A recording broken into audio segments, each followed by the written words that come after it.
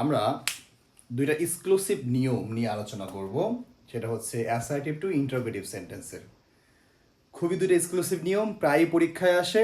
তুমি ধরে নিতে পারো এটা তোমার পরীক্ষায় আসবে।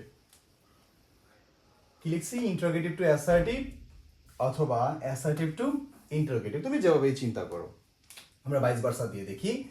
যদি কোনো সেন্টেন্সে, অর্থাৎ যদি কোনো অ্যাসার্টিভ সেন্টেন্সে নো বডি থাকে অথবা নান থাকে অথবা নো ওয়ান থাকে, এগুলো যদি সেন্টেন্সের মধ্যে থাকে, যদি আমরা ইন্টারোগেটিভ করতে চাই, জাস্ট কি করব? এই শব্দ তিনটার পরিবর্তে আমরা কি বসাবো? হু। পরে বাকি যা আছে তুমি সব বসাই দিবা, শেষে প্রশ্নবোধক চিহ্ন। কথা কি বুঝতে পারছো? যেমন মনে করো,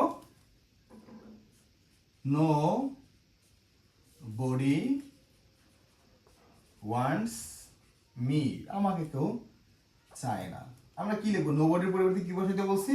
হু। দেন কি হবে? Wants me. একদম সিম্পল না? খুব কিন্তু পরীক্ষা আসে, খুব মানে খুব। এরপরে আসো, সেম আর একটা আছে যে যদি কোনো সেন্টেন্সে থাকে এনিবডি অথবা থাকে অল অথবা এভরিবডি, এই যে মার্কারগুলো আছে এগুলো যুক্ত সেন্টেন্সকে তুমি যদি ইন্টারোগেটিভ করতে চাও, তাহলে তোমাকে কি করতে হবে? তুমি জাস্ট এইগুলো যেখানে থাকবে সেখানে তুমি কি বসাবো? হু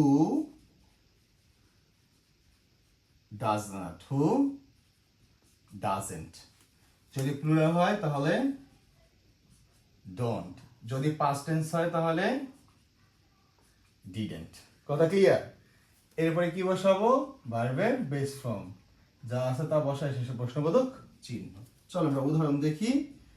যদি থাকে every body wants to be happy, fine. তাহলে দেখো আমাকে ইন্টারোগেটিভ করতে বলছে, তাই না?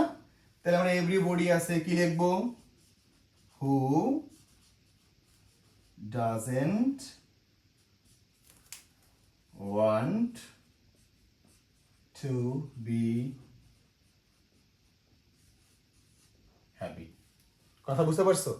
তাহলে এইটার উত্তর কি হবে বলো তো? all love me। এটাকে তোমরা ইন্টারোগেটিভ করো তো, এটা তোমরা ইন্টারোগেটিভ করে দাও। ঠিক আছে, কমেন্ট বক্সে জানাও। এবং এরকম এক্সক্লুসিভ ক্লাস পেতে, অর্থাৎ গ্রামারের তুমি ডিটেলস যদি জানতে চাও, তাহলে আমাদের সাথে যুক্ত হয়ে যাও।